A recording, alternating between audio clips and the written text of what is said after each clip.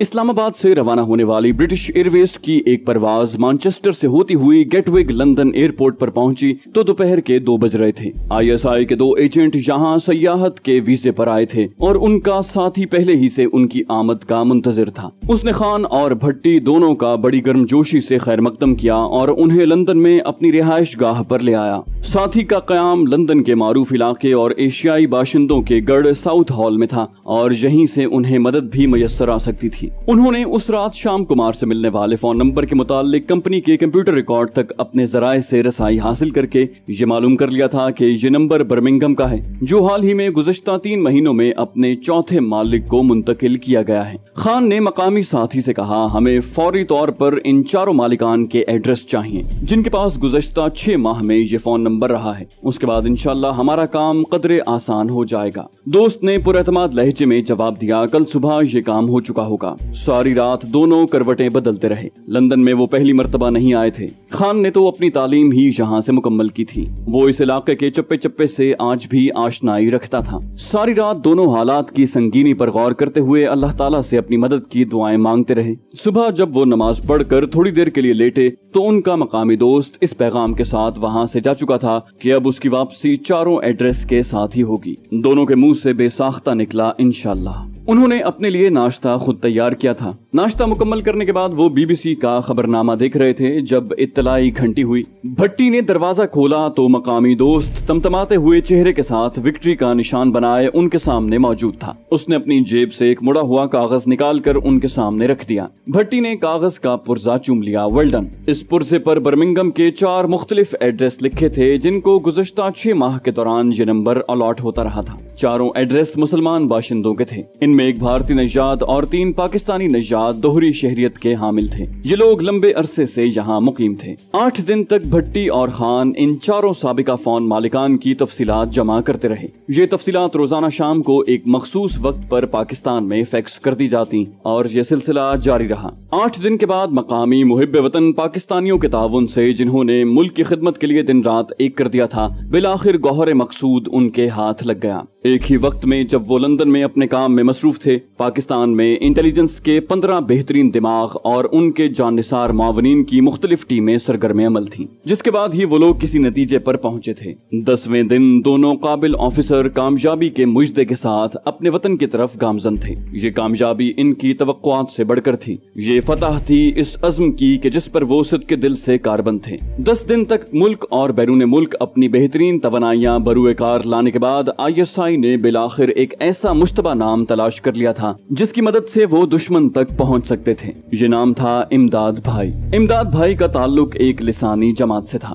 ये जमात जबान और सूबे की बुनियाद पर इंतहा पसंदी को उरूज दे रही थी और नौजवानों को गलत ख्वाब दिखाकर उन्हें वरगला कर अपने साथ शामिल करने के बाद उनकी इस तरह ब्रेन वॉशिंग की जाती कि वो लाशौरी तौर पर मुल्क दुश्मन बनते चले जा रहे थे। इमदाद भाई के पास दोहरी शहरियत थी। वो ज्यादा वक्त पाकिस्तान में गुजारते थे, लेकिन लंदन में भी वो खासी मुतमव्वल शख्सियत शुमार होते थे। पाकिस्तान में कायम होने वाली इस लिसानी जमात की बुनियाद भी उनके घर में डाली गई थी। गो के इमदाद भाई ने इस लिसानी जमात में कोई ओहदा कबूल नहीं किया था, लेकिन इस मुल्क का बच्चा बच्चा जानता था कि दरअसल इस जमात के करता धरता वही हैं, या कम से कम उनका शुमार इस जमात के इंतहाई अहम लोगों में होता है। शहर के सिफारती, सियासी और माशरती हलकों में उन्हें हमेशा से खास मकाम हासिल रहा है। पाकिस्तानी इंटेलिजेंस के काउंटर सेल ने जल्द ही इस बात का पता चला लिया था कि इमदाद भाई के यहाँ गुज़श्ता 10-12 दिनों से ज़ेब नामी एक लड़की क़याम पजीर है जो अपना ताल्लुक अमेरिका से जोड़ती है। पाकिस्तान में गैर कानूनी तरीके से दाखिल होने वालों के 1 महीने के रिकॉर्ड का मुसलसल जायजा लेने के बाद इंटेलिजेंस की मुश्तरका टीम, जिसमें मुल्क के बेहतरीन दिमाग शामिल थे, इस नतीजे पर पहुंची थी कि इस नाम की कोई खातून कानूनन कम से कम गुज़श्ता 1 माह में तो पाकिस्तानी सरहद में दाखिल नहीं हुई। 5-6 रोज तक ज़ेब और इमदाद भाई की सरगर्मियों पर कड़ी निगाह रखने के बाद वो लोग एक फैसले पर पहुंचने में कामयाब हो चुके थे। इंस्पेक्टर नसीब के लिए ये ताक़ुब चैलेंज बन चुका था। ज़ेब की गाड़ी ने इस मर्तबा शहर की जिस आबादी की तरफ मोड़ काटा था वो इस मॉडर्न शहर का सबसे हसास कैंटोनमेंट एरिया था। सड़कों पर हर तरफ सन्नाटा तारी था और कार मुख्तलिफ ब्लॉकों के सामने रुक रुक कर चल रही थी। शायद उसे किसी खास नंबर की तलाश थी। फिर इंस्पेक्टर नसीब ने कार एक जगह रुकते देख ली। इमदाद भाई का ड्राइवर बाहर गाड़ी में बैठा रह गया और ज़ेब बड़ी बेतकल्लुफी से दरवाजा खोलकर अंदर दाखिल हो गई। नसीब ने एक लम्हे के लिए मोटरसाइकिल खड़ी करके फिर कुछ सोचते हुए उसका इंजन बंद कर दिया। अब वो मोटरसाइकिल को इस तरह घसीटता हुआ ला रहा था जैसे उसमें कोई नक्स पैदा हो गया हो। एन उस कोठी के सामने जिससे ज़ेब अंदर दाखिल हुई थी वो रुक गया। ड्राइवर कार का शीशा खोले टांगे पसार रहा था। उसने ड्राइवर को मुखातिब किया, भाई साहब आपके पास 3 नंबर की चाबी होगी। माफ कीजिए मैं अपनी टूल किट घर भूल आया हूँ और मुझे प्लग खोल कर साफ करना है। ड्राइवर खासा अक्खड़ नजर आता था। बोला, अबे जाबे रास्ता नाप अपना, मैंने क्या वर्कशॉप खोल रखी है। नसीब ने उसकी बात का जवाब दिए बगैर मोटरसाइकिल आगे बढ़ा ली। इस दरमियान उसकी मोहतात आंखों ने कोठी का नंबर और उसके बाहर लगी नेम प्लेट पर लिखा नाम भी पढ़ लिया था। चंद सानिये तो उसके दिल की धड़कन बेकाबू हो गई। ये कोई आम से फौजी ऑफिसर का नाम नहीं था, इंटेलिजेंस के एक अहम जिम्मेदार का नाम था। कर्नल आफ्ताब हाल ही में रिटायर हुए थे। उन्हें बड़ी अहम जिम्मेदारियां सौंपी गई थी। वो एटमी प्लांट की सिक्योरिटी पर मामूर थे और ये जिम्मेदारी बहुत सोच विचार के बाद ही किसी ऑफिसर के सुपुर्द की जाती थी। अपनी मुद्दत मुलाजमत पूरी करने के बाद वो 3-4 माह पहले ही रिटायर हुए थे। इंस्पेक्टर नसीब ने दिल ही दिल में कहा, खुदा की पनाह, ये लोग कहाँ तक पहुँच जाते हैं। 2 ब्लॉक मजीद चलने के बाद उसने मोटरसाइकिल स्टार्ट की और अब वो तेज रफ्तारी से इस इलाके की वाहिद मार्केट की तरफ जा रहा था जहाँ से फोन करके उसे ताज़ा हिदायत हासिल करना थी। उसे कहा गया, वेल डन, निगरानी पर जमे रहो, इंस्पेक्टर शफी तुम्हारी जगह संभालने आ रहा है, फिर तुम वहाँ से हट जाना। हिदायत मौसूल होते ही उसने मोटरसाइकिल संभाल ली। अब वो एक दूसरे रास्ते से कोठी के दाएं तरफ आ गया था। सब कुछ मामूल के मुताबिक था। कोई खास नकलो हरकत वहाँ दिखाई नहीं दे रही थी। 15-20 मिनट के बाद इंस्पेक्टर शफी ने उसकी जगह संभाल ली। शायद मामले की नजाकत का एहसास करते हुए उसके ऑफिसरों ने निगरानी सख्त कर दी थी, क्योंकि इंस्पेक्टर नसीब ने वहाँ ऑफिस की 3-4 गाड़ियों को शफी के ताक़ुब में आते देखा था। शायद वो लोग ज़ेब की गाड़ी पहचान रहे थे। इंस्पेक्टर नसीब वहाँ से हट गया था। ज़ेब 2 घंटे गुजरने के बाद बाहर आई थी। उसे दरवाजे तक छोड़ने के लिए कर्नल आफ्ताब खुद उसके साथ आए थे। जैसे ही ज़ेब की गाड़ी चली, इंटेलिजेंस के मुस्तैद अहलकार उससे इस तरह चिपक गए कि अब उनकी नजरों में धूल झोंकना शायद ज़ेब के ड्राइवर के लिए मुमकिन नहीं रहा था। कर्नल आफ्ताब के गिर्द इंटेलिजेंस का घेरा अलग से बांध दिया गया था। ये बात खास तौर से नोट की गई थी कि ज़ेब ने इस दरमियान उमूमन इन लोगों से ही मुलाकातें की थी जिनका माजी या हाल में ताल्लुक पाकिस्तान की एटमी पॉलिसी से रहा है। ज़ेब इन लोगों से मुलाकात करती और अगले रोज वो इमदाद भाई की सोशल तकारीब में आना जाना शुरू कर देते। इमदाद भाई के यहाँ उमूमन हर शाम कोई न कोई महफिल अहबाब जमी रहती या फिर वो कहीं न कहीं रौनक महफिल होते थे। आजकल इन तमाम महाफिल की जान उनकी भांजी ज़ेब बनी हुई थी। अब तो वो बजा तौर पर शहर की जाने महफिल कहलाने लगी थी। ज़ेब 5 स्टार के डाइनिंग रूम में दाखिल हो रही थी जब उस दरवाजे से बरामद होने वाला एक नौजवान अचानक उससे टकरा गया। माफ कीजिए, नौजवान ने झुककर उसे सहारा देने के लिए हाथ बढ़ाया। ज़ेब ने उठते हुए कहा, कोई बात नहीं। टकराव इतना जोरदार था कि वो गिर पड़ी थी। ज़ेब ने अचानक एक मेजर को देखा जिसने फौजी वर्दी पहन रखी थी। शायद वो किसी काम से इधर आया था और अचानक अपने साहब को देखकर उसने सलाम किया था। सर, मेजर ने पूछा, किधर भाई?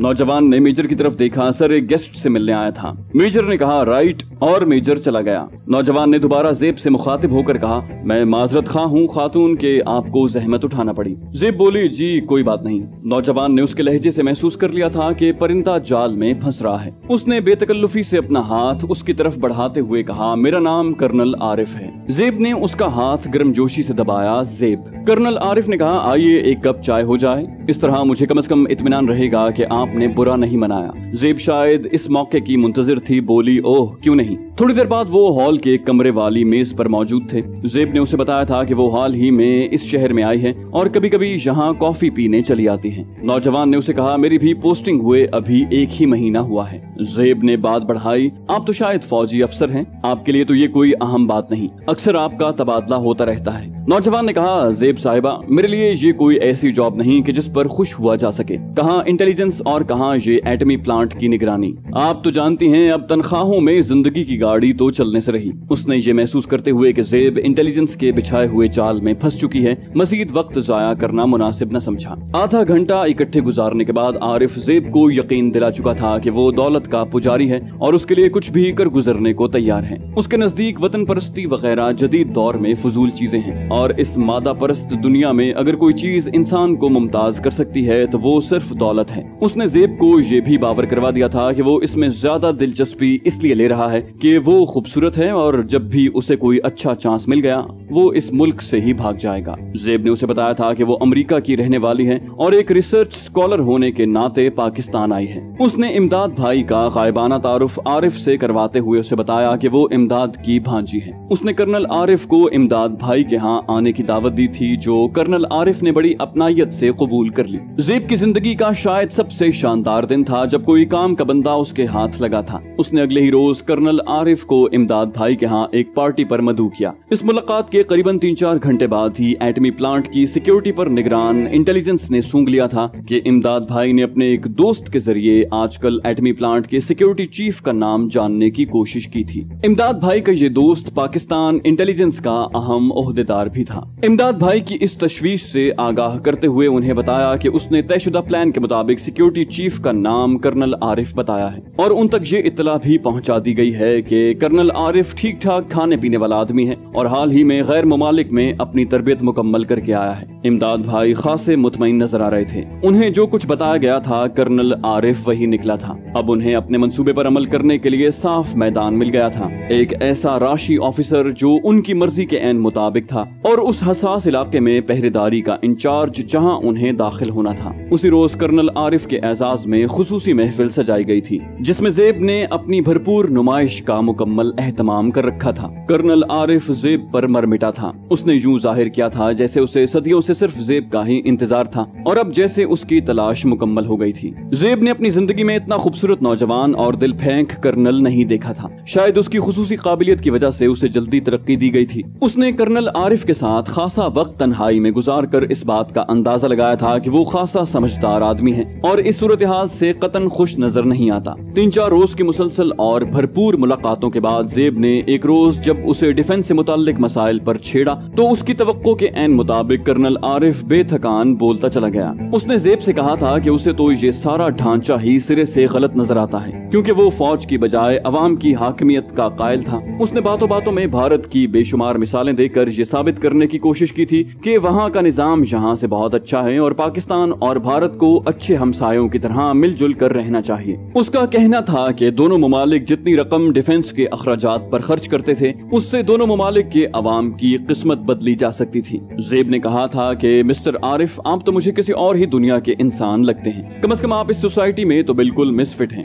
आपको तो अमेरिका में होना चाहिए था। ज़ेब ने, जो उसके साथ ही सोफे पर चिपक कर बैठी हुई थी, अपना सारा वजन ये बात कहते हुए इस तरह कर्नल आरिफ पर डाला था कि उसको अपने बदन में सब कुछ बदलता महसूस हुआ। कर्नल आरिफ ने बाईं आंख दबाते हुए कहा, मिस ज़ेब, हमें कौन मिलवाएगा अमरीकियों से? ज़ेब ने बज़ाहिर मजाक के अंदाज में कहा, मैं मिलवा दूं। कर्नल आरिफ सीरियस था, बोला, अरे क्यों नहीं, जरूर। ज़ेब ने महसूस कर लिया कि वाकई तीर निशाने पर लगा है। फिलवक्त उसने इसी मौजू पर बात करना मुनासिब नहीं समझा और उसे अगले रोज शाम को मुलाकात करने को कहा। कर्नल आरिफ ने उसका हाथ अपने दोनों हाथों में लेकर गर्मजोशी से दबाते हुए कहा, ओके, मुझे उम्मीद है कि हमारी मुलाकात बेहतर हालात में होगी। अगले रोज जब वो ज़ेब से मिला तो ज़ेब ने महसूस किया कि जैसे वो अमेरिका से हाथ मिलाने के लिए बावला हुआ जा रहा है। कर्नल आरिफ ने उसके कान में सरगोशी की, मैं सारी जिंदगी आपका एहसान नहीं भूलूंगा। ज़ेब ने कहा, ठीक है, आज शाम आप मामू के यहाँ खाना खाइएगा। और उसी शाम मामू और भांजी उसको घेर कर बैठे हुए थे। कर्नल आरिफ इस तरह पोज कर रहा था जैसे वो कोई दूध पीता बच्चा है और अक्ल से पैदल गधा। उसने ज़ेब को अपने खानदान की कहानी पहले से सुना रखी थी और ये बावर करवा दिया था कि वो चूंकि एक जनरल का बेटा है, उसकी काबिलियत का यही मेयार काफी है, इसलिए वो इस ओहदे तक इतनी जल्दी पहुंच गया है। इमदाद भाई ने बिलाखिर उसके दिल की बात कह दी, मिस्टर आरिफ, इस मुल्क को डूबने से कोई नहीं बचा सकता। अगर आप वाकई सीरियस हैं तो मैं आपकी डील करवा सकता हूँ। 50 लाख रुपए दुनिया की जिस करेंसी में या जिस मुल्क में आप चाहें आपको मिल जाएंगे। उसके साथ ही अमेरिका में महफूज पनाहगाह। आरिफ की राल टपकने लगी थी। मुझे क्या करना होगा? इमदाद भाई ने कहा, कुछ भी नहीं, बिल्कुल मामूली सा काम। तुम्हें सिर्फ सिक्योरिटी प्लान बताना होगा, एटमी मरकज का सिक्योरिटी प्लान। तुम्हें उस रास्ते की निशानदही करनी होगी जिससे गुजरकर आसानी से अंदर पहुंचा जा सके। इमदाद भाई की आंखों का रंग बदल रहा था। कर्नल आरिफ ने अपना कपकपाता हुआ हाथ उसके जानों पर रखा। मैं तैयार हूँ, लेकिन आधा एडवांस। उसकी बात काट कर इमदाद भाई ने कहा, और बाकी काम मुकम्मल होने के बाद। कर्नल आरिफ ने बेचैनी से पूछा, काम क्या होगा? इमदाद भाई बोला, तुम्हें काम से नहीं दाम से मतलब रखना है। हम तुम्हारे सिक्योरिटी प्लान की तस्दीक तो अपने जराए से करेंगे और उसके बाद ही। इमदाद भाई बात अधूरी छोड़कर मूंछों को बल देते हुए मुस्कुराने लगा। कर्नल आरिफ ने बेचैनी का मुजाहिरा किया, मैं तैयार हूँ, लेकिन हाफ एडवांस की शर्त अपनी जगह। इमदाद भाई ने फैसला कुन लहजे में कहा, 10 लाख एडवांस, बाकी प्लान मिलने पर और आखिरी किस्त प्लान की तस्दीक के बाद। थोड़ी सी रद्दोकत के बाद ही कर्नल आरिफ ने हाँ कर दी। जाने से पहले इस वीडियो को लाइक कर दीजिए। इंशाल्लाह आपसे अगली किस्त में मुलाकात होगी। तब तक अपना और अपने इस चैनल का ख्याल रखिएगा। अल्लाह हाफिज।